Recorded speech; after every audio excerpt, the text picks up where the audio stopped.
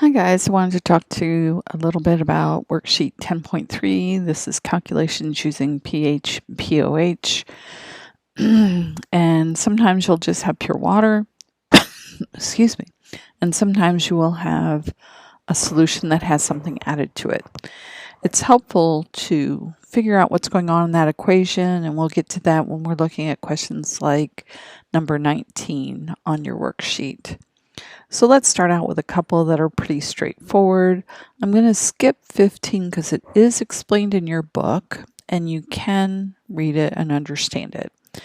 So 16 and 17 and 18 are calculations where you're given a temperature maybe not at 25 Celsius and they want you to find they give you the Ka and they want you to find the concentration of hydronium and hydroxide ions, pH and pOH. So I've picked a different temperature so you can still do this question. And so the temperature I chose for our work will be at 10 Celsius. So a little bit colder, and we're going to see what happens to the concentration of both species. So it's still the auto dissociation of water where it breaks down into a hydrogen ion and a hydroxide ion.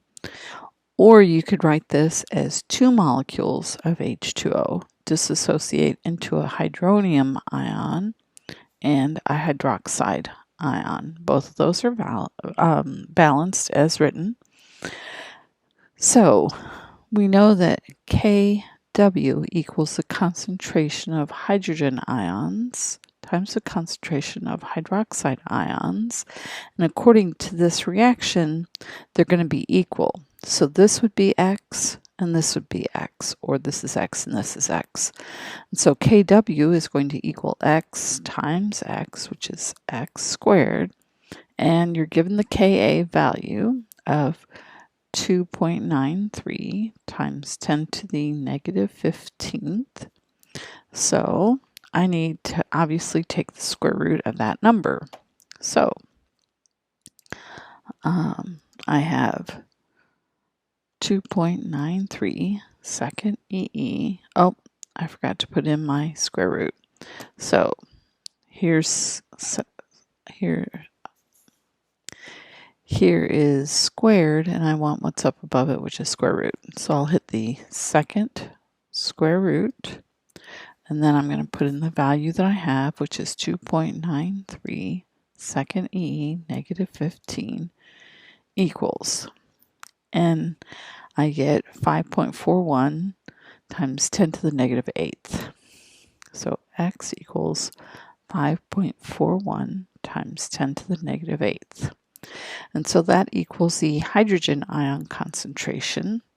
What does the hydroxide ion concentration equal?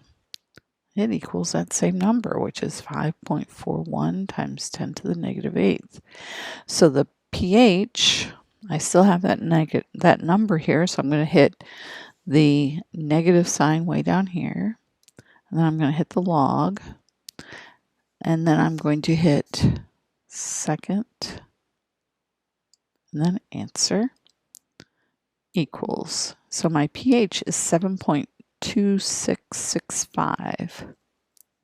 So pH equals negative log of 5.41 times 10 to the negative 8th, which equals 7.2665.